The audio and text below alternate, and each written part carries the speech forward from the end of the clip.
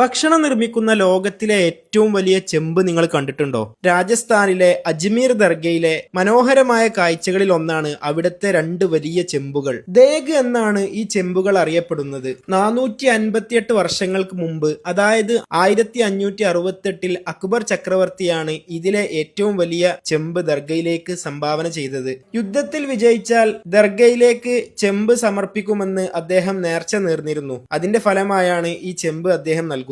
ഏകദേശം 4800 കിലോഗ്രാം ഭക്ഷണം ഒരേ സമയം ഈ വലിയ ചെമ്പിൽ പാചകം ചെയ്യാം. ഈ ചെമ്പിന്റെ മുകളിലെ വട്ടഭാഗത്തിന് മാത്രം 12 അടി വീതിയുണ്ട്. 1604 അക്ബറിന്റെ മകൻ ജഹംഗീർ ചക്രവർത്തിയാണ് ചെറിയ ചെമ്പ് സമർപ്പിക്കുന്നത്. ഇതിൽ ഏകദേശം 2400 കിലോഗ്രാം ഭക്ഷണം പാചകം ചെയ്യാൻ സാധിക്കും. അരി, നെയ്യ്, പഞ്ചസാര, കുങ്കുമപ്പൂവ്, ഡ്രൈ ഫ്രൂട്ട്സ് എന്നിവ ഉപയോഗിച്ച് നിർമ്മിക്കുന്ന കേസരി ബാത്താണ് ഇതിൽ പ്രധാനമായും തബറുക്കായി നിർമ്മിക്കുന്നത്.